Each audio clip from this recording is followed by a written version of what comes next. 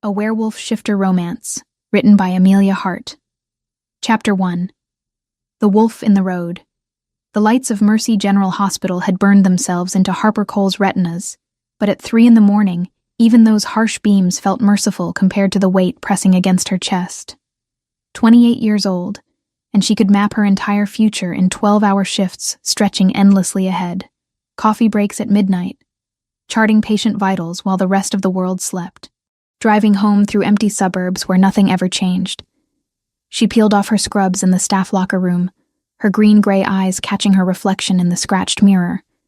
The same face that greeted her every morning. The same brown hair falling past her shoulders in waves that never quite behaved. The same freckles scattered across her nose that her aunt used to say made her look younger than she was. The parking lot stretched before her, sodium lights casting everything in shades of orange and shadow. Her Honda started on the third try, and she pulled onto the access road leading back to the subdivision where she'd lived since her aunt passed 2 years ago. Inherited the house, inherited the mortgage, inherited a life that felt several sizes too small.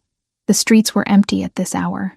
Harper took the familiar turns without thinking, her mind still cataloging the night's patients. The elderly man in 3B who reminded her of her uncle. The teenager with the broken arm who'd been too brave to cry. Lives intersecting with hers for brief moments before spinning away again, leaving her standing in the same spot she'd always occupied. She turned onto Maple Street, her headlights cutting through the darkness. Then she saw it. Harper's foot slammed the brake pedal, and her seatbelt caught hard against her chest. There, illuminated directly in front of her driveway, something small and dark lay crumpled on the asphalt. Her heart hammered as she shifted into park and killed the engine. The neighborhood was silent, except for the tick of her cooling car. She should call animal control. She should stay in the vehicle. She should do a lot of things that weren't stepping out into the October chill wearing nothing but her civilian clothes and exhaustion. But Harper was a nurse. An instinct outweighed common sense. The moment she crouched beside the creature, her breath caught. It was a wolf pup. Far too young to be alone and far too impossible to be real. There were no wolves in suburban Oregon. There hadn't been for decades. Yet here one lay, sides heaving with rapid, shallow breaths, its dark fur matted with something that wasn't quite blood. The animal's eyes opened briefly, reflecting her headlights in shades of amber that seemed too bright, too aware. The pup whimpered, and Harper's professional assessment kicked in. Shock. Possible internal injuries. The odd angle of one hind leg suggested trauma, but it was the strange quality of the wounds that made her pause. They looked like the animal had been injured from the inside out, muscle and tissue distorted in ways that didn't match any attack pattern she'd ever seen. She didn't think. She scooped the pup into her arms, feeling its too hot body trembling against her chest, and carried it through her front door. Her kitchen table became a makeshift exam surface. She cleared away the mail and grocery circulars, then laid the wolf down as gently as she could. The pup's breathing was getting worse. Harper grabbed clean towels from the linen closet, filled a bowl with lukewarm water, and began cleaning the wounds. She had no idea what she was doing, treating a wild animal on her kitchen table at 3:30 in the morning, but stopping wasn't an option. Time slipped. Harper worked in the focus that came from years of emergency nursing, checking vitals by touch, monitoring the rise and fall of the small chest. The pup's temperature was spiking. She pressed a cool cloth against its fur and watched those amber eyes track her movements with an intelligence that made something cold slide down her spine. Then came the pounding on her front door. Harper jerked upright, her heart slamming into her throat. The pounding came again, harder this time, shaking the frame. She moved toward the door on instinct, then stopped. It was nearly 4 a.m. No one knocked at 4 a.m, unless something was very wrong. She approached slowly, flipping on the porch light, and peered through the peephole. A man stood on her doorstep, tall, broad-shouldered, wearing dark clothes that made him blend into the shadows. His face was partially turned away, but she could see the sharp line of his jaw, the tension radiating from him. When he lifted his hand to pound again, she caught a glimpse of his eyes through the peephole's distortion. They were glowing. A bright, impossible gold that couldn't be real. Couldn't be anything but a trick of the light, or her exhausted mind playing games. "I know you have it," the man said, and his voice carried through the door with absolute authority. "Return what you took, and I'll leave." Harper's hand hovered over the deadbolt. Every instinct screamed at her not to open the door. But something in his voice, beneath the command, sounded desperate. "I don't know what you're talking about," she called back, proud that her voice stayed mostly steady. "The wolf. I can smell it from here. Open the door." Her blood went cold. She looked back at the kitchen, where the pup still lay on her table, its breathing now so shallow she couldn't see its sides moving. This man wanted the animal. This man had probably hurt it in the first place. Every protective instinct in her body flared to life. "Leave," Harper said. "Or I'm calling the police." The man went very still. Then he moved, and it wasn't a movement any normal human should have been able to make. One moment he was standing on her porch. The next, he was somehow pressing against the door hard enough that she heard the frame creak. "That wolf is my son," he said, and his voice had dropped to something barely human. "Open this door right now, or I'll remove it from the hinges." Harper's hand was already on her phone. 911 punched in, but not yet called. Her finger hovered over the button. The door shuddered again. Then she heard it. A sound from the kitchen that made her blood freeze. A sound halfway between a whimper and something else. Something that might have been a child crying. She left the door and ran back to the table. The wolf was changing. For several seconds, Harper's brain refused to process what she was seeing. Her body wanted to run. Her mind screamed that this couldn't be real. That exhaustion, stress, and years of night shifts had finally cracked something inside her.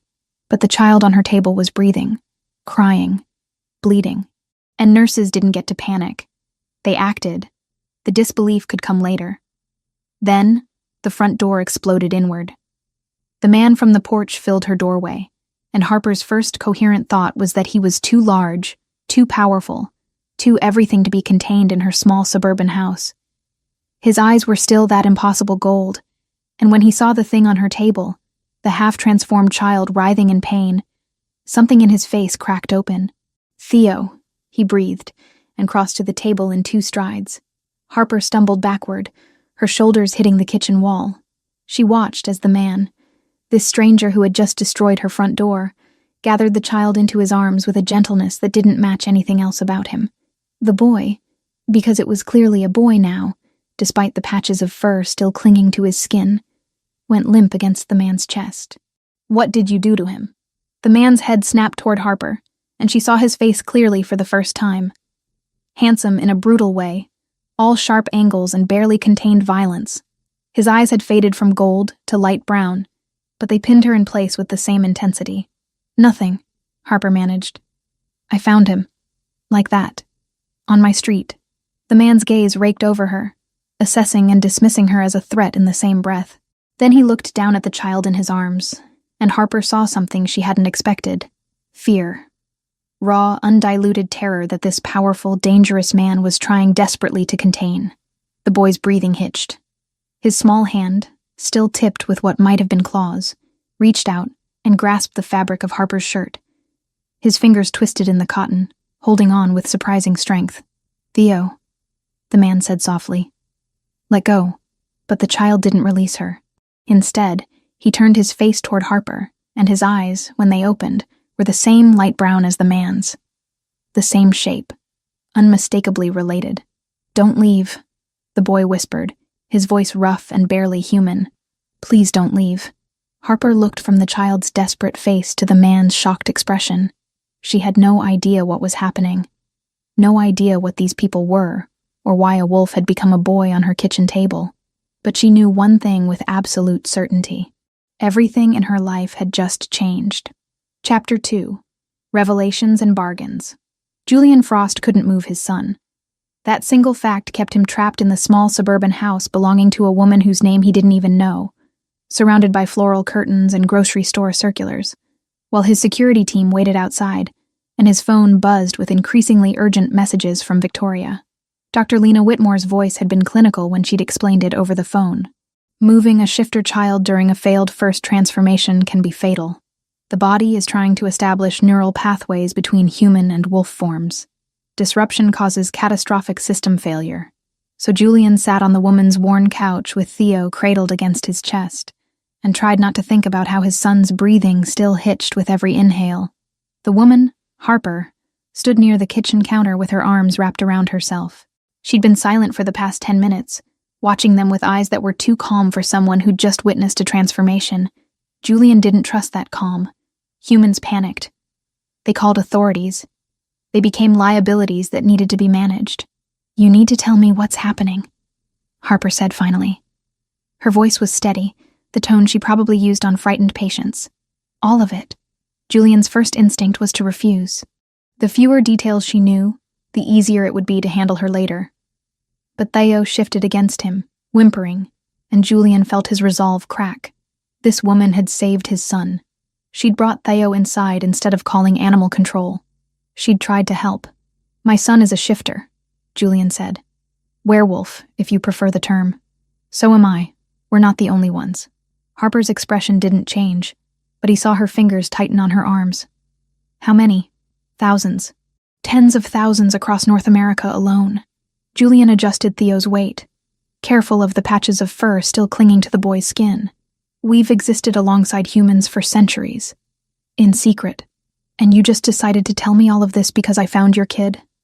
Harper's eyebrow arched. "That seems like a pretty significant breach of your secret." "Smart."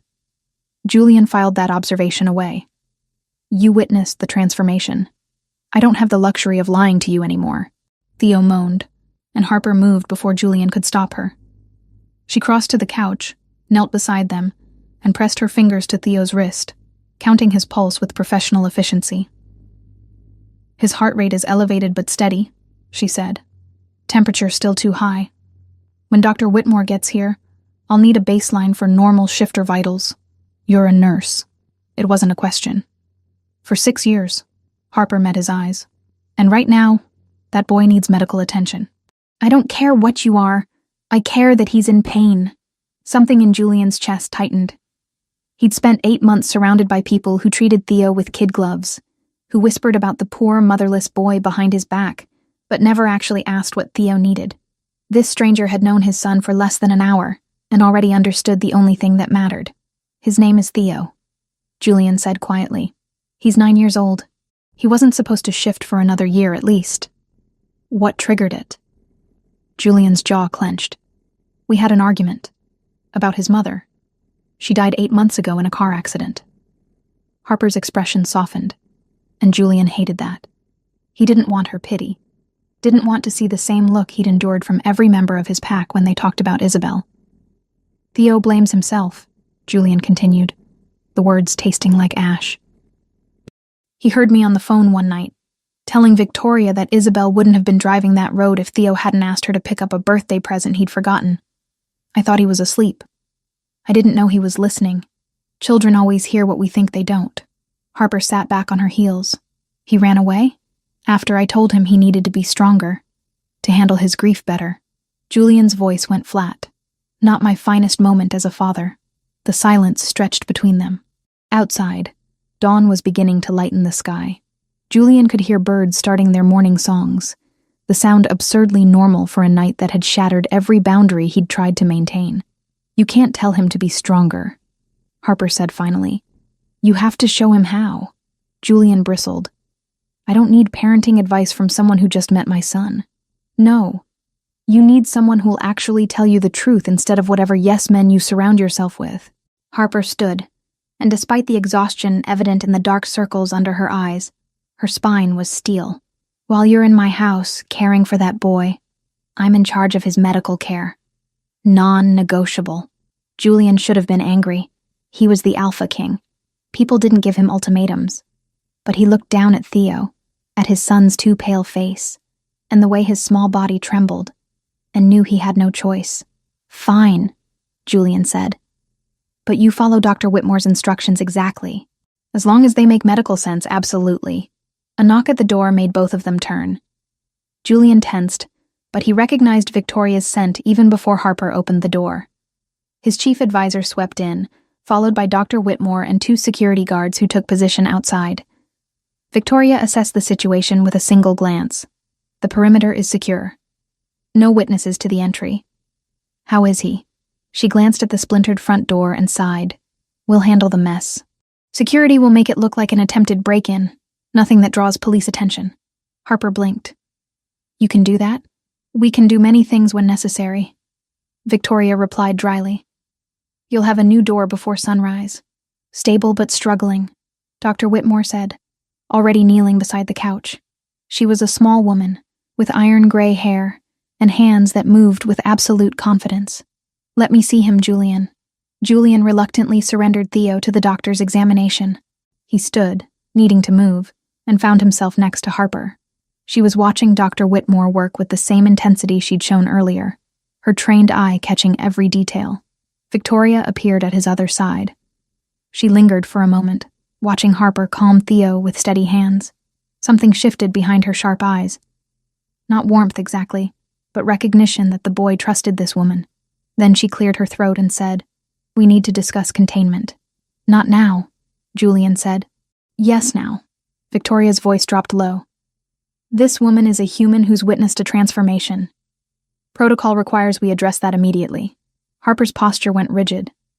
Julian saw her shift her weight, putting herself slightly closer to where Theo lay. She'd heard every word. What does protocol suggest? Harper asked, her voice dangerously quiet. Memory erasure? An accident? Victoria had the grace to look uncomfortable. There are options that don't involve harm.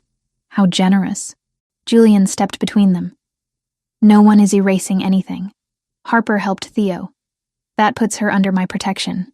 Victoria's eyes widened. Julian, you can't just... I can, and I am. He turned to face Harper directly. You'll need to keep what you've seen tonight secret. No telling friends, family, co-workers, no documentation. Can you do that? Harper studied him for a long moment. Then her gaze drifted to Theo, and something in her expression shifted. Yes, on one condition. You're not in a position to bargain. Neither are you. Harper crossed her arms. You need me to keep quiet, and your son needs medical monitoring. So here's the deal. I keep your secret. In exchange, I stay involved in Theo's care until he's stable. Dr. Whitmore looked up from her examination. Actually, that's not a bad idea. First shifts require careful monitoring, especially traumatic ones. Having someone with medical training available would be helpful. Julian wanted to refuse. Wanted to get Theo somewhere secure.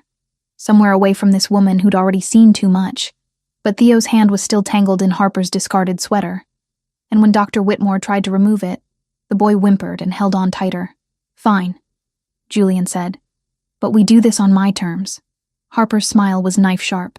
As long as those terms include listening to medical expertise, we have a deal. Victoria made a sound that might have been approval or exasperation. Dr. Whitmore returned to her examination, and Julian looked down at his son, wondering how a simple night had become so catastrophically complicated. Theo's eyes fluttered open. For a moment, they were still amber, still more wolf than human. Then they faded to light brown and focused on Harper. You stayed, Theo whispered. I told you I would. Harper moved closer, her hand gently brushing damp hair from Theo's forehead. How do you feel? Everything hurts. I know, sweetheart. But Dr. Whitmore is going to help you feel better. Julian watched his son relax at her touch. Watched the fear ease from Theo's face. And in the growing light of dawn, with his son's life balanced on a knife's edge, and a strange human woman somehow at the center of everything, Julian realized the truth. Nothing would be simple, ever again. Chapter 3. An Unlikely Bond. 3 days passed in a rhythm Harper never could have imagined. She'd called the hospital and taken personal leave, citing a family emergency that wasn't entirely a lie. Her small house had become something between a hospital and a sanctuary, with Dr. Whitmore checking in twice daily and Victoria's security team maintaining a discreet perimeter. And then there was Julian. Julian, the Alpha King, as she now knew him to be, had taken over her guest room and transformed it into a mobile office. Harper would walk past and see him on video calls, his voice dropping into tones of absolute authority. Then Theo would call for him, and that voice would soften into something almost gentle. Theo himself remained weak but steadily improving. The transformations had stopped, his body finally settling into his human form. Harper had moved a cot into her bedroom so the boy could sleep nearby, and she'd wake in the night to find him watching her with those light brown eyes that held too much grief for someone so young. It was late afternoon on the third day, when Theo finally spoke more than a few words at a time. Harper was preparing soup in the kitchen when she heard small footsteps behind her. "Can I help?" Theo asked, his voice still rough from disuse. Harper turned to find him standing in the doorway, wearing clothes that Victoria had brought. "You should be resting." "I'm tired of resting." Theo moved closer, walking carefully, as if still getting used to his own body. "My mom used to let me help cook." The words hung in the air between them. Harper set down the wooden spoon and gestured to the chair beside the counter. "Then you can tell me if I'm doing this right. I'm not much of a cook." Theo climbed onto the chair and watched her work. For several minutes they existed in comfortable silence. Then, quietly, he said, "You smell like her." Theo said softly, "Like my mom." They spoke again about Isabel, but this time Theo didn't cry. He listened. He nodded. And when Harper told him that love never caused death, he seemed to believe her. Or at least, he wanted to try. Harper quietly stepped away, giving them privacy. But Theo's hand shot out and caught her sleeve. "Don't go," he said. "Please." So Harper stayed, standing beside them, and felt the strange weight of being included in something that wasn't hers, but needed her presence anyway. That evening, after Theo had fallen asleep on the couch, and Julian had carried him to Harper's bedroom, Julian lingered in the kitchen where Harper was cleaning up dinner dishes. "Thank you," he said finally, "for what you said to him. About Isabel." Harper rinsed a plate, not looking at him. "You heard that?" "Most of it." Julian leaned against the counter, and Harper was struck by how exhausted he looked. "I've had specialists try to get him to talk about his mother. Child psychologists, grief counselors. He wouldn't say a word to any of them. Sometimes it's easier to talk to someone who isn't supposed to fix you." Harper set the plate in the drainer. "Someone who doesn't have expectations. You're good with him." It wasn't what Harper had expected to hear. She turned, finding Julian watching her with an intensity that made her breath catch. "I'm just trying to help. It's more than that." Julian's gaze drifted to where Theo slept. "He's attached to you. Dr. Whitmore says it's something called imprinting." Harper frowned. "What does that mean?" "In shifter children, especially during traumatic first shifts, they can form instinctive bonds with people who represent safety." Julian ran a hand through his hair. "The combination of factors, your scent matching Isabel's perfume, the timing of his transformation, you helping him, it created a connection. Theo's wolf recognizes you as safe, as someone maternal." The word hit Harper harder than she'd expected. "I'm not his mother." "No. But right now, part of his instinct thinks you could be." Julian's jaw tightened. "Dr. Whitmore says forcing separation could trigger another traumatic shift. He needs time to adjust." "How much time?" "She doesn't know." "Days. Weeks." His expression hardened. "I have responsibilities I've been neglecting. A territory to govern. The regional council is already questioning my absence. One alpha in particular, Vaughn Stone, has been vocal about concerns regarding my leadership." Harper heard what he wasn't saying. "And me being involved makes that worse. A human knowing about shifters, staying in close contact with the Alpha King's son, it's unprecedented. It's ammunition for anyone who wants to question whether I'm fit to lead." Harper dried her hands on a towel. "So what are you saying?" "In 48 hours, I need to return to my territory. Theo comes with me." Julian met her eyes. "Dr. Whitmore thinks you should come too. Temporarily. Until Theo adjusts. You want me to go with you?" Harper said it slowly, testing the words. "To where, exactly?" "The Frost Complex. About 3 hours from here. Officially a corporate headquarters, but it's the center of my territory. My home." Harper thought about her tiny house, her predictable life. Then she thought about Theo's face when he'd cried in her arms. "I have a job. A life. I know." Julian's voice was quiet. "I'm not asking lightly. But my son needs you right now, and I don't have another solution." Harper looked past Julian to where she could just see Theo's sleeping form through the bedroom doorway. The boy who'd been a wolf on her kitchen table. The boy who'd lost his mother and blamed himself for it. She thought about going back to her empty house after they left. Going back to 12-hour shifts and lonely meals and a life that fit her but didn't fulfill her. "Temporarily," Harper said. "Until he's stable. Then I come home." Something flickered across Julian's face. Relief, maybe. Or something more complicated. "Agreed. And while I'm there, I'm not some secret to be hidden away. I'm there for Theo's health. which means I need to be able to do my job. Within reason. Within medical reason, Harper corrected. If that's a problem, you can find someone else. Julian's eyes narrowed, but she saw the corner of his mouth twitch. You don't back down, do you? Not when a patient needs me. Harper held his gaze. Is that going to be a problem? Probably. But Julian extended his hand. We leave in 2 days. Harper shook his hand, feeling the strength in his grip. I'm holding you to that temporary part. I wouldn't expect anything less. But as Julian left the kitchen and Harper returned to her dishes, she couldn't shake the feeling that nothing about this arrangement would be temporary. That the moment she'd found that wolf pup in the road, her entire life had shifted onto a new path, and there was no going back. Chapter 4. Into his world. The Frost complex rose from the landscape like something out of a different reality. Harper had expected corporate sterility, glass and steel reflecting the Oregon sky. What she got instead was a sprawling compound that blended modern architecture with natural stone, situated on acres of forest that seemed endless. Security checkpoints were disguised as landscaping features, and the people moving through the grounds moved with a predatory grace that marked them as anything but human. This is where you live? Harper asked, as their SUV passed through the third security gate. Home, Julian corrected from the driver's seat. Theo was dozing against Harper's shoulder in the back, finally relaxed after the 3-hour drive. You'll be staying in the guest wing, close to Theo's rooms. Victoria, who'd ridden up front, turned to look at Harper. The staff has been briefed. They know you're here for Theo's medical care. Harper heard the warning beneath the words. Don't ask questions. Don't dig deeper. Exist in the space we've carved out for you. She'd never been good at staying in carved-out spaces. The SUV pulled up to the main residence, and Harper's breath caught despite herself. It was beautiful in a way that had nothing to do with wealth and everything to do with craftsmanship. Stone and wood and glass combining to create something that felt both powerful and welcoming. Julian carried the still-sleeping Theo, while a young woman with honey-colored hair appeared to show Harper to her rooms. The suite was larger than her entire house, with floor-to-ceiling windows overlooking the forest.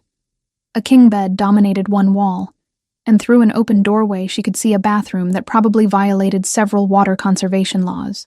Theo's room is just down the hall, the young woman said. Mr. Frost's private quarters are in the east wing. Dinner is at 7 if you'd like to join. I'll come down, Harper decided. Hiding felt like conceding territory she hadn't agreed to give up. After unpacking her single suitcase, feeling absurd at how little space her belongings took up in the massive closet, Harper heard a knock. Theo stood in the doorway holding a tablet. Dad says you should have this, Theo said, offering it to her. It has maps of the complex and emergency contacts. Thanks. How are you feeling? Tired, but better. Theo hesitated. Do you want to see my room? It's bigger than our old apartment. Harper followed Theo down the hall to a room that was clearly designed for a child, but felt oddly impersonal. Top-of-the-line gaming system, shelves of books that looked unread, expensive toys still in their packaging. A room that money had been thrown at, but that lacked the lived-in warmth of actual childhood. Do you like it here? Harper asked carefully. Theo shrugged. Everyone's really nice, and there's other kids to play with. But it's not home. Where's home? I don't know anymore. Theo sat on his bed, looking impossibly young. Is that weird? To not know where home is? Harper sat beside him. No, sweetheart. I think a lot of people feel that way. They sat in silence for a moment. Then Theo said, Harper, are you going to leave soon? Not until you're better. That's the deal. But then you'll go. It wasn't a question. Harper thought about lying, about offering comfort that would only make the eventual separation harder. But Theo deserved honesty. Then I'll go back to my house. But we can talk on the phone. And maybe you can visit. Theo nodded. But his fingers twisted in his blanket. Everyone leaves eventually. The words broke Harper's heart. Not everyone. Your dad's not going anywhere. He's here. But he's not really here. He's always working or in meetings. Theo looked up at her. You actually see me? Like I'm a person, not just something that needs to be fixed. Harper pulled Theo into a hug. You're not broken. You're grieving, and that's different. That's human, or shifter, whatever. Theo's laugh was watery, but it was there. Dinner that evening was an experience Harper hadn't anticipated. The dining room could have seated 40, but only 6 places were set at one end of the long table. Julian sat at the head, with Theo on his right, and Harper beside Theo. Victoria sat across from Harper, and 2 others joined them. Owen Pierce, introduced as Julian's beta, and Dr. Whitmore. Owen was younger than Harper had expected, with an easy smile that seemed designed to put people at ease. He shook her hand with genuine warmth. "So you're the brave soul who took on this lot. My condolences." "Owen." Julian's voice held warning, but Harper caught the hint of amusement beneath it. "What? I'm welcoming her." Owen grinned at Harper. "Fair warning. Dinners here can get political. Feel free to kick me under the table if you need rescuing." Dinner was surprisingly good, and the conversation flowed more easily than Harper had expected. Owen asked about her work as a nurse, genuinely interested in her answers. Dr. Whitmore updated them on Theo's progress in clinical terms that made the boy roll his eyes. Even Victoria unbent slightly, discussing local news with a dry wit that surprised Harper. Then the doors opened, and the atmosphere shifted. The man who entered was roughly Julian's age, with sandy hair and cold eyes that swept the room and landed on Harper with predatory interest. Julian's posture went rigid. "Vaughn," Julian said, his voice carefully neutral. "I wasn't expecting you. I was in the area. Thought I'd stop by." Vaughn Stone, the alpha who'd been questioning Julian's leadership. He moved to the table without invitation, pulling out the chair beside Victoria. "I see you've brought your pet human home." The insult hung in the air. Harper felt Owen tense beside her, saw Victoria's eyes narrow. Julian's knuckles went white on his fork. "Harper is here as Theo's healthcare provider," Julian said, each word measured. "Show some respect." "Of course." Vaughn's smile was all teeth. "I'm sure that's all she is." Harper had spent years dealing with condescending doctors and dismissive patients. She knew how to handle men who thought they could intimidate her. She set down her water glass and met Vaughn's eyes directly. "I'm sorry. I don't think we've been properly introduced. You must be the alpha who has concerns about Julian's leadership." Harper kept her voice pleasant. "It's interesting that those concerns seem to center around a 9-year-old boy's medical needs. I'd have thought you'd have more pressing territorial matters to attend to." The table went silent. Owen made a sound that might have been a choked laugh. Victoria's expression could have cut glass. Julian was staring at Harper like he'd never seen her before. Vaughn's smile dropped. "You don't know anything about our world." "You're right. I don't. But I know people." Harper leaned back in her chair, completely at ease. "And I know when someone's using concern as camouflage for ambition." Vaughn stood abruptly. "Julian, control your human." "She's not mine to control." Julian's voice was deadly quiet. "And she makes a good point. If you have concerns about my leadership, bring them to the council formally. Don't show up at my home during family dinner to make veiled accusations." The 2 alphas stared at each other, and Harper felt the weight of power filling the room. The air itself seemed to thicken. She glanced at Theo, who'd gone very still, and placed a gentle hand on his shoulder. Finally, Vaughn stepped back. "This conversation isn't over." "No," Julian agreed. "But it's over for tonight. Owen will see you out." After Vaughn left, escorted by a too cheerful Owen, the remaining dinner guests sat in loaded silence. Victoria was the first to speak. That was either very brave or very stupid. Harper met her eyes. "I have a low tolerance for bullies. He's not just a bully. He's a regional alpha with significant influence." But Victoria's lips twitched. "Though, I admit, watching someone call him out was satisfying." Julian stood, his dinner clearly over. "Harper, a word. Please." Harper followed him out of the dining room and into what appeared to be a private study. Julian closed the door and turned to face her. "You can't do that again," he said. "Challenge someone who's insulting me? I absolutely can. You challenged an alpha in his territory. That's dangerous. I'm in your territory," Harper corrected. "And you invited me here to help your son.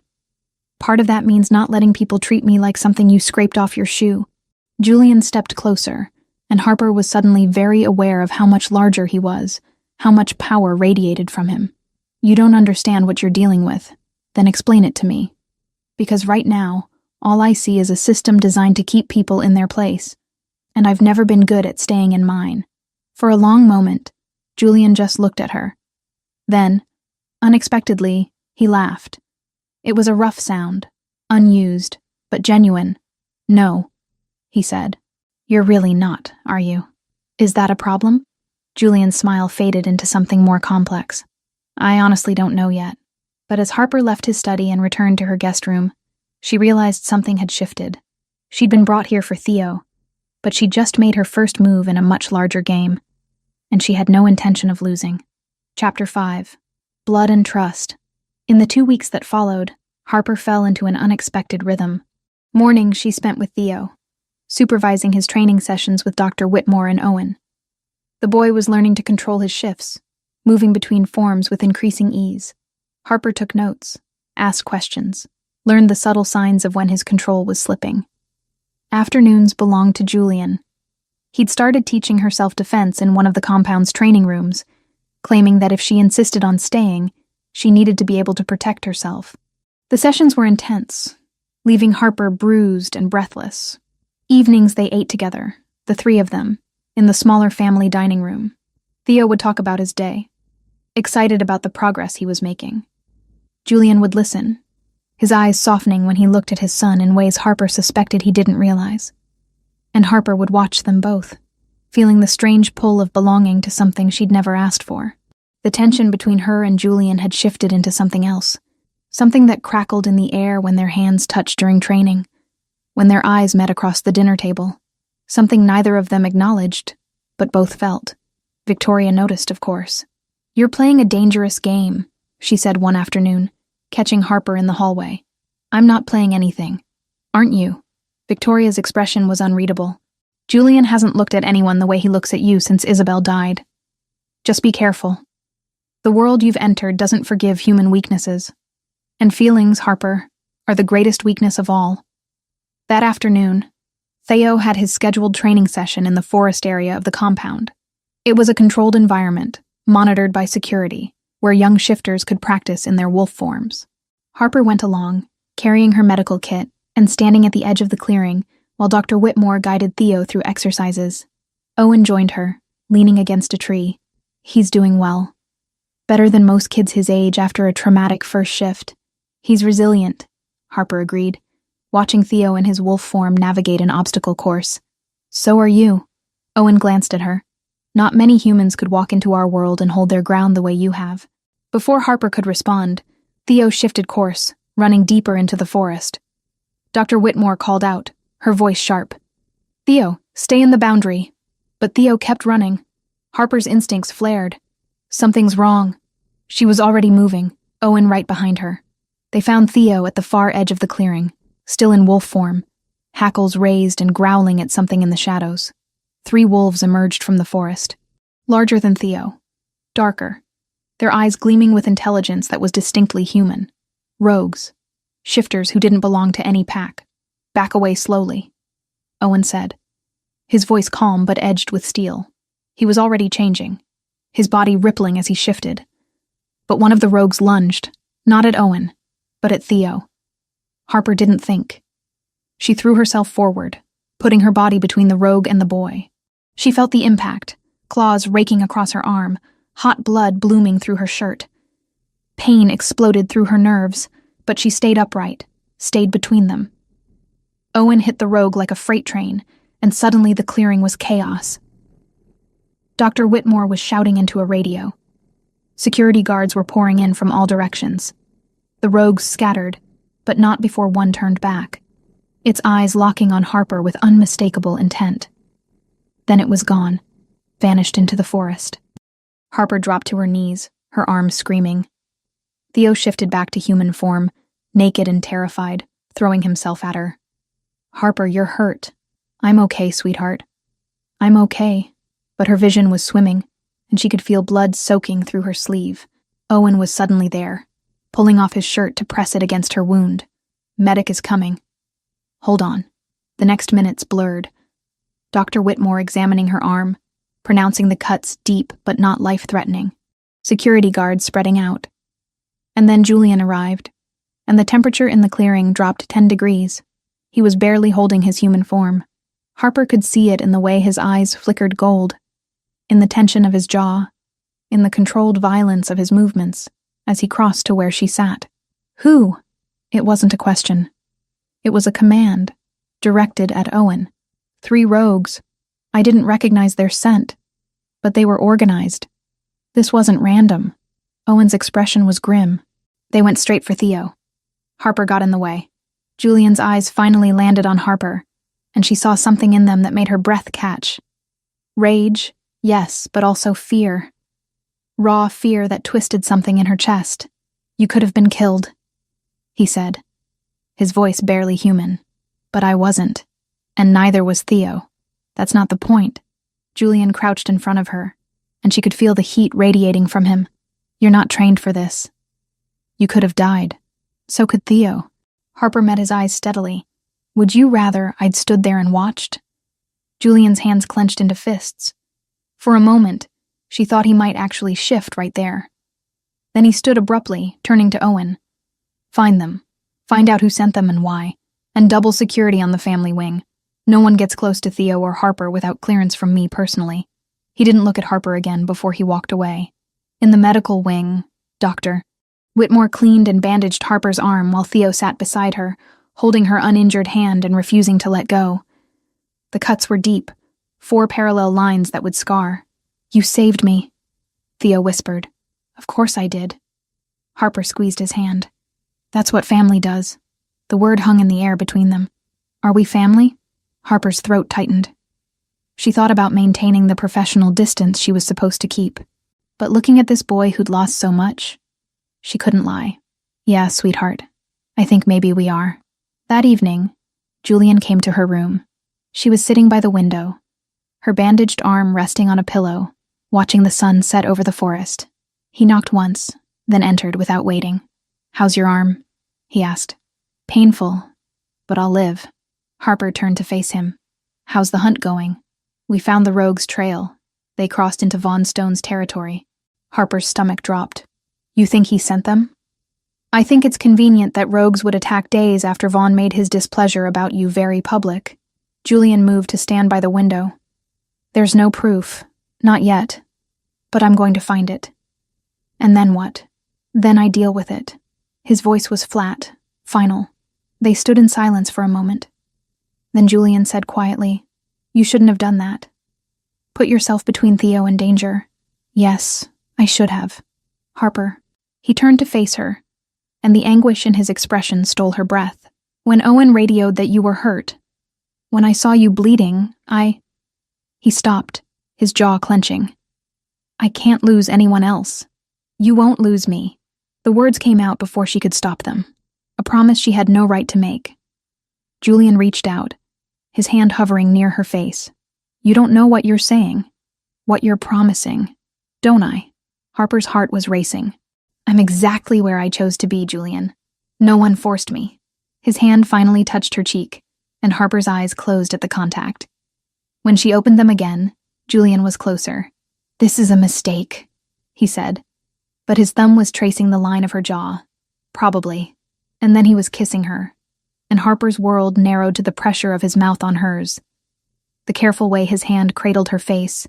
It was desperate and controlled, and everything she hadn't known she'd been wanting. When he pulled back, they were both breathing hard. Julian rested his forehead against hers. This complicates everything, he said. I know. Victoria's going to have my head. Probably. Harper's laugh was breathless. Worth it, though.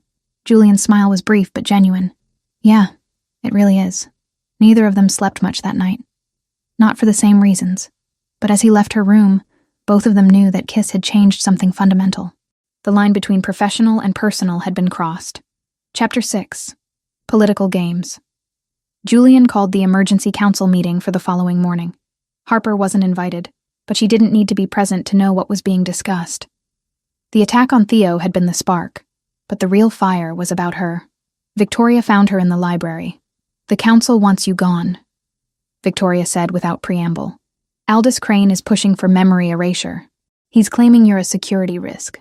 Harper set down the book she'd been pretending to read. And what does Julian say? He's fighting them. But there's a complication. Von Stone has been invited to the council meeting. He has the right as a regional alpha to address security concerns. Of course he does. Harper's laugh was bitter. But Julian's playing a different game. He's declared you under his personal protection as a potential companion. It's not a mate bond, but it's a public declaration of intent. It puts you under his jurisdiction by shifter law. Harper's breath caught. He what? He's claiming you. Victoria leaned forward. Do you understand what that means? You're no longer just Theo's caretaker. You're Julian's acknowledged romantic interest. It makes you untouchable by council decree. But it also makes his authority vulnerable if the relationship is seen as a weakness. He should have asked me first. He was protecting you the only way he knew how. But Victoria's tone suggested she didn't entirely disagree. The question is, what are you going to do about it? What Harper did was storm into Julian's private study the moment the council meeting ended. She didn't knock. She opened the door with enough force that it slammed against the wall. We need to talk, Harper said. Julian dismissed the two alphas who'd been in the room with him. Once the door closed, Julian stood. I can explain. You declared me your potential companion without asking me, Harper said, fury in her voice. Not just about my life, about how the council sees us. If I'm going to stand beside you, I need to understand the strategy, not just live with the consequences. The council was going to force your removal. This was the only option that kept you safe in here. I don't care. Harper crossed the room. I didn't come to your world to be protected like some fragile thing that can't make her own choices. Whatever this is between us, it doesn't give you the right to control my life. Julian's jaw tightened. I'm the Alpha King. I make decisions that affect everyone under my protection. I'm not one of your pack members. I'm a human woman who's been taking care of your son, and apparently falling for you despite all the warning signs. Harper's voice cracked slightly. And if we're going to be anything, it has to be as equals. Not as authority and subordinate. As partners who make decisions together. The silence stretched between them. You're right, Julian said finally. I should have talked to you first. Should have given you the choice. Yes, you should have. But Harper, you need to understand something. Julian moved around the desk. The world I inhabit, the position I hold, it's designed around authority and control. I've spent 35 years making decisions that affect thousands of lives, and I'm not used to asking permission. Then learn. Harper held his gaze. Because I won't be with someone who treats me as a possession to be managed. Julian's expression shifted into something that might have been admiration mixed with frustration. You don't make anything easy, do you? Not in my nature. He reached out slowly and cupped her face in his hands. If we do this, if we make this real, it's going to be harder than anything you've faced before. The council will use our relationship as ammunition. Vaughn will escalate his challenges, and you'll be at the center of political games that could turn dangerous. I know. You could walk away right now. Go back to your life, your job. Be safe. Harper placed her hands over his. I could. But I won't. Not because you declared me anything, but because I choose to stay. I choose you and Theo, and whatever comes with that. But Julian, every major decision that affects us both needs to be something we make together. Can you do that? Julian studied her face for a long moment. Then he nodded. Yes, I can try. I will try. That's all I'm asking. He kissed her then, and it was different from before. This one was a promise, a commitment. When they pulled apart, Julian rested his forehead against hers. The council accepted the declaration, but there are conditions, he said quietly. They want proof that our relationship is genuine. And Vaughn submitted a formal challenge. Harper's stomach dropped. What kind of challenge? The traditional kind. A fight for position. He's claiming I'm unfit to lead because my judgment is compromised by my feelings for a human. Julian's voice was carefully controlled. I have 72 hours to accept or decline. If I decline, I forfeit my position. And if you accept, then I fight him, to submission or death. Harper pulled back enough to see his face. He could kill you. He could try. Julian's smile was grim. But I've held this position for 15 years for a reason. This is because of me. Because he sees me as your weakness. No. Julian's hands tightened on her shoulders. This is because Vaughn has been looking for an excuse to challenge me for years. You're just the justification he's using. Harper thought about what Victoria had said. About feelings being the greatest weakness. What if he's right? What if I'm making you vulnerable? Then I'll be vulnerable. Julian's eyes met hers with absolute certainty. I spent 8 months after Isabel died being strong, being controlled, being the alpha king everyone expected. And I was hollow inside. You and Theo brought me back. If that's weakness, then I choose it." The words hit Harper harder than she'd expected. "You're going to accept the challenge. I have to. Declining would throw every pack into chaos. When? 3 days from now. Neutral territory witnessed by the full council." Julian's expression hardened. "I need these days to prepare. Owen will help. But Harper, I need you to understand that there's a real possibility I could lose. You won't. You don't know that. No, I don't. But I believe in you anyway." Harper reached up and pulled him down for another kiss, fierce and desperate. "And I'm not going anywhere." Julian's laugh was rough. "Victoria's going to love that you're being stubborn. Victoria can deal with it." As if summoned, a knock came at the door. Victoria entered, her expression grave. "We have a problem. Security just found evidence that links the rogue attack to Vaughn's territory. One of our newer guards was being paid to disable sensors." Julian went very still. "The guard?" "In custody. He's confessed to taking money from an intermediary. The trail leads back to companies registered in Colorado." Victoria's eyes were hard. "By shifter law, it's enough to establish intent. He orchestrated an attack on my son to create justification for his challenge." Julian's voice dropped into something barely human. "That goes beyond political maneuvering, which is exactly what he wants you to say." Victoria looked between them. "If you accuse him publicly without irrefutable proof, you look paranoid. If you stay silent, you look weak." Harper's mind was working through the implications. What if you don't play his game at all? What if you just beat him in the challenge? Prove through action that you're still the strongest alpha? Victoria's eyebrows rose. "That's surprisingly pragmatic." "I'm a nurse. We deal with life and death by focusing on what we can control." Harper looked at Julian. "You can't control what Vaughn does or what the council thinks, but you can control how you fight and what you prove when you win." Julian studied her face. "When I win, not if. When." Harper's voice was steady. "Because losing isn't an option. Theo needs his father, and I need you too. So you're going to win." Victoria cleared her throat. "I'll leave you two to discuss strategy. But Julian, we need to start training immediately. Vaughn's younger and faster. We need to work on endurance and tactics." After Victoria left, Julian pulled Harper close, wrapping his arms around her. 3 days, he said into her hair. 3 days, Harper agreed. And she tried very hard not to think about all the ways those 3 days could end in disaster. Chapter 7. The Challenge. The 3 weeks that followed were a blur of preparation. Harper watched Julian train with Owen in the compound's private arena, their sessions brutal and exhausting. She learned more about shifter combat than she'd ever wanted to know. Learned that fights to submission weren't civilized affairs with referees and rules. They were primal, violent, and often ended in permanent injury. She also learned about shifter politics through Victoria, who walked her through the intricacies of council dynamics, pack alliances, and the delicate balance of power that Julian maintained.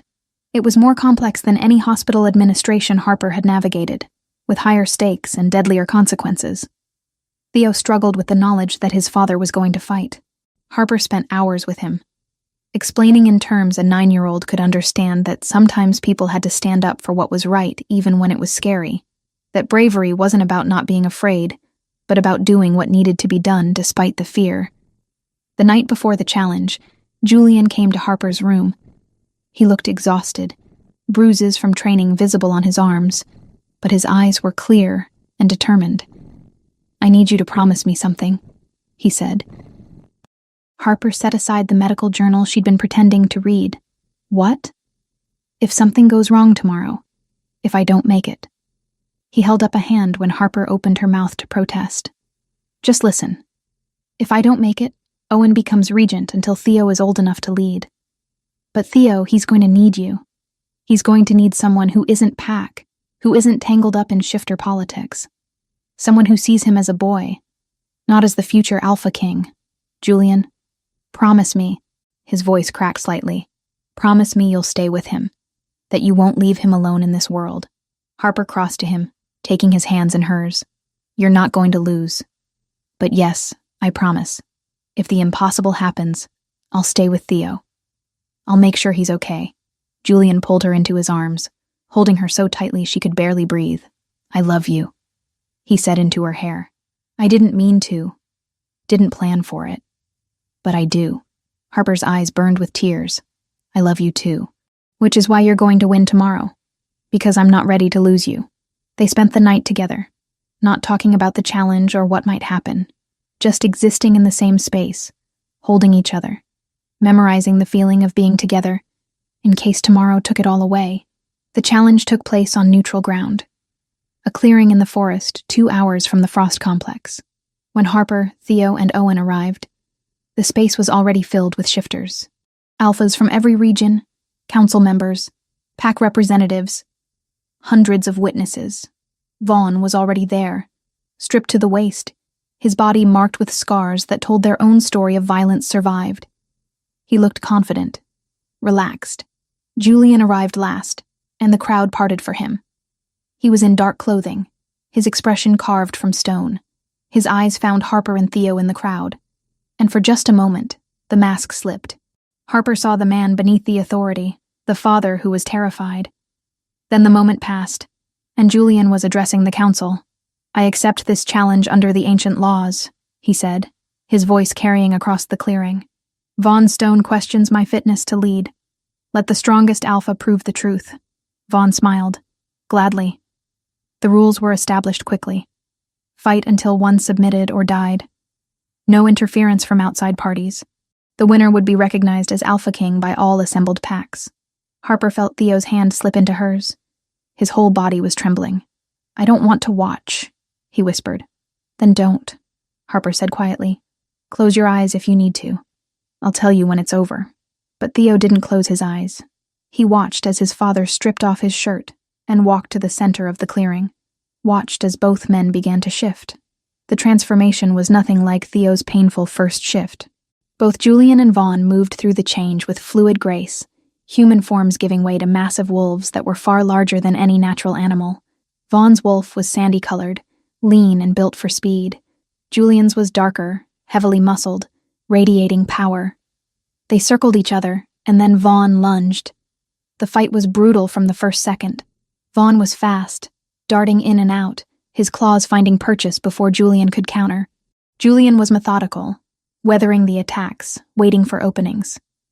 When he struck, it was with crushing force that sent Vaughn sprawling. Harper forced herself to watch, to not look away even when blood stained both wolves' fur. This was Julian's world. These were the stakes he lived with every day. If she was going to be part of his life, she had to see all of it. The fight dragged on. Minutes that felt like hours. Vaughn was tiring, his attacks becoming less coordinated. But Julian was slowing too, his movements heavier. Then Harper saw it. Vaughn's claws gleamed with something that wasn't blood, something oily that made Julian stagger when the next strike connected. "Wolf's bane," Owen hissed beside her. "That bastard poisoned his claws." It was legal, Harper remembered from Victoria's lessons. Technically within the rules if applied before the challenge began. But it was also a sign of weakness.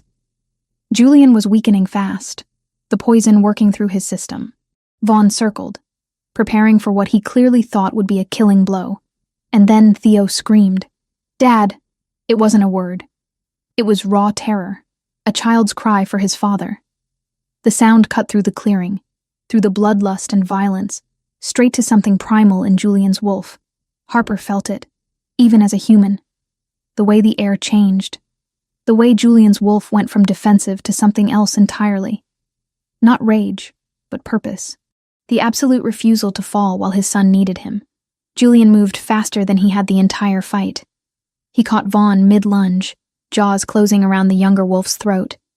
Not hard enough to kill, but hard enough to immobilize. They went down together, and for a long moment, the clearing was silent. Then Vaughn shifted back to human form, the universal sign of submission. Around them, the gathered alphas bowed their heads, not in submission, but in acknowledgement. The hierarchy had spoken. The Alpha King still reigned.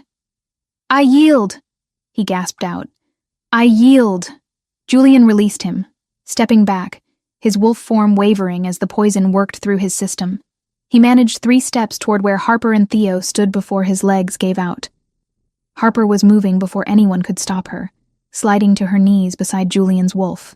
"Change back," she said urgently. "Julian, you need to shift back so Dr. Whitmore can treat you." The transformation was agonizing to watch. Julian's wolf fought it, the poison disrupting the change. But finally, he was human again, bleeding and barely conscious. Dr. Whitmore was there with a medical kit, injecting something that Harper recognized as an antitoxin. "He'll live," the doctor said, "but he needs to get to the medical wing. Now." The next hours blurred together. Julian in the medical wing, fighting off the effects of the wolfsbane. Theo refusing to leave his father's side.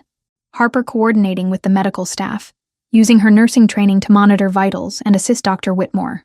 Victoria handled the political fallout. Vaughn was stripped of his regional alpha position for using poison without declaring it publicly beforehand. It was technically legal, but considered dishonorable, and the council voted unanimously to remove him from any position of authority. Julian's victory was absolute, not just because he'd won, but because he'd won despite being poisoned. Proof that he was still the strongest alpha. It was dawn when Julian finally woke, his eyes clear and focused. The first thing he saw was Theo asleep in a chair beside the bed, and Harper standing by the window. "We won," he said, his voice rough. "You won." Harper crossed to the bed. "Though you scared the hell out of us doing it." Julian reached for her hand. "Told you I was hard to kill. Don't make jokes." But Harper was smiling through tears. "You almost died, but I didn't." Julian's gaze moved to Theo. "Because I had something to live for. Two somethings, actually." Harper leaned down and kissed him gently. "Don't ever scare me like that again. I'll do my best." Theo stirred, waking slowly. When he saw his father awake, his face crumpled. "You won. Come here," Julian said. And Theo climbed onto the bed, careful of his father's injuries. Julian wrapped his arms around his son. "I'm okay. We're all okay." Harper watched them together, father and son, and felt something settle in her chest. This was her family now. Unconventional, complicated, dangerous, but hers, and she'd fight just as hard as Julian had to protect it. Chapter 8. New Beginnings. 2 weeks after the challenge, life at the Frost Complex had settled into a new rhythm. Julian was recovering well. The wolfsbane's effects finally purged from his system. His authority as Alpha King had been solidified in a way that went beyond political maneuvering. He'd proven himself in the most primal way their world understood. But the real changes were happening in smaller, more personal ways. Harper stood in Julian's study, looking at the official documents spread across his desk. Victoria sat in one of the leather chairs, her expression neutral, but her eyes sharp. "The council has approved the position," Victoria said. "Counselor of Human Shifter Integration. You'd be the first, obviously. But with your involvement in Theo's care and your understanding of both worlds, you're uniquely qualified." Harper picked up one of the documents, scanning the detailed job description. It wasn't just a title. It was real work. Establishing protocols for shifters who needed medical care from human doctors. Creating guidelines for the rare instances when humans discovered their world. Building bridges between two species that had existed in careful separation for centuries. "It's not going to be easy," Harper said. "There are going to be shifters who resent a human having any authority." "Probably," Julian agreed from where he leaned against his desk. "But you've already proven you can handle opposition. And Harper, this isn't about giving you a position because you're with me. This is about recognizing that the shifter world needs to evolve. We need someone who can help us navigate that transition." Harper met his eyes. "And if this doesn't work? If I fail? Then we try something else." Julian crossed to her, taking her hands. "But I don't think you'll fail." The offer was tempting. More than tempting. It was the chance to do meaningful work, to build something from nothing. But it also meant committing fully to this world. Letting go of the life she'd known before. "I need time to think about it," Harper said finally. Victoria nodded. "Take whatever time you need." That evening, Harper found herself in the compound's medical wing, watching as Theo demonstrated his shifting control for Dr. Whitmore. The boy moved through the transformation smoothly now, his wolf form smaller than the adult shifters but perfectly controlled. When he shifted back, he was grinning with pride. "Did you see? I did it in under 30 seconds. "I saw." Harper handed him the clothes he'd left in a neat pile. You've come a long way from that scared pup I found in the road. Theo's expression softened. That feels like it happened to someone else. Like a different life. In a way, it did. Harper sat on the edge of the examination table while Theo dressed. You're not the same person you were then. Neither am I. Are you going to stay? Theo asked suddenly. Dad said the council offered you a job. Are you going to take it? Harper considered how to answer. I don't know yet. It's a big decision. But you're not leaving because of me anymore, right? I'm better now. You don't have to stay just to take care of me. No, I don't have to. Harper agreed. But Theo, even if I took the job, it wouldn't be just because of you or your dad. It would be because I chose to. Because this is where I want to be. Theo studied her face. Do you? Want to be here? Harper thought about her old life. The empty house, the predictable routine, the loneliness she'd stopped noticing. Then she thought about the past few weeks. The chaos and danger and fear, yes, but also the feeling of being part of something, of mattering to people who mattered to her. Yeah, she said softly. I think I do. Theo threw his arms around her, hugging her tight. Good, because I'd miss you if you left. I'd miss you too, sweetheart. That night, Harper made her decision. She found Julian in the family room, going over reports with Owen. When she appeared in the doorway, Julian looked up and immediately dismissed Owen. You've decided, Julian said. It wasn't a question. I have. Harper crossed to him. I'm going to take the position. But I have conditions. Julian's eyebrow arched. Of course you do. I keep my nursing license active. I want to work part-time at a local hospital, maintain my skills outside of shifter medicine. Reasonable. And I want a seat at council meetings when topics related to human-shifter relations are discussed, not as an observer, as a voting member. That one's going to be harder to get approved, but I think I can make it happen. And our relationship, whatever this becomes, stays private. I'm not interested in being paraded around as proof of anything. Julian's smile was slow and genuine. I think I can agree to those terms. Anything else? Harper pretended to think. I want my own office, with good natural light and a door that locks. Done. Julian pulled her down onto the couch beside him. So you're staying. Really staying. Just staying, Harper confirmed. Are you okay with that? Julian's answer was to kiss her, and Harper felt the last of her doubts dissolve. This was right. Unconventional and complicated, and nothing like the life she'd imagined, but right. When they pulled apart, Julian rested his forehead against hers. There's one more thing. It's traditional, when an alpha commits to a mate, to have a formal ceremony. It's called a bonding. Harper's breath caught. Are you asking me to marry you? Shifter style? Eventually, yes, but not yet. Julian's thumb traced her cheekbone.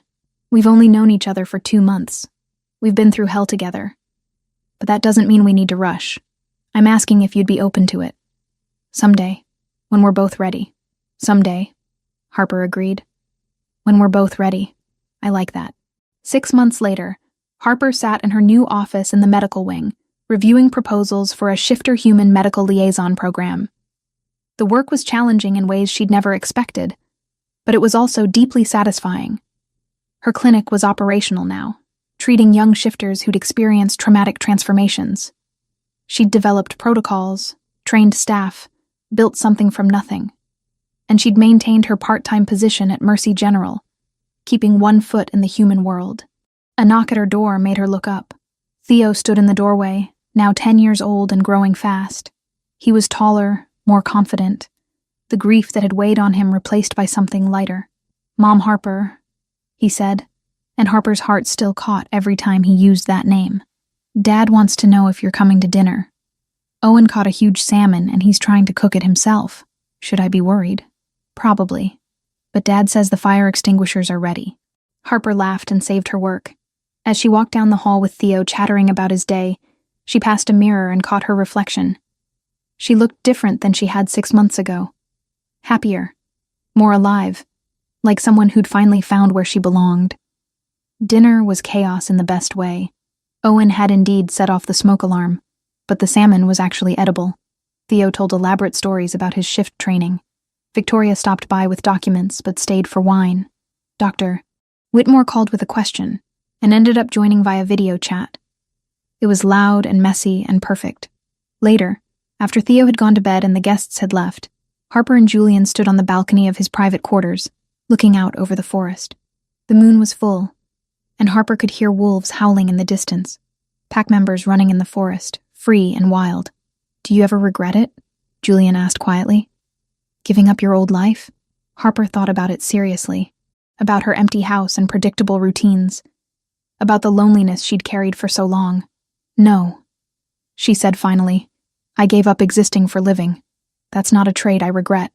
Julian pulled her close, and Harper let herself sink into his warmth. This was her family now. Julian with his fierce protectiveness and hidden vulnerability. Theo with his resilience and gentle heart. Victoria with her pragmatic wisdom. Owen with his irreverent humor.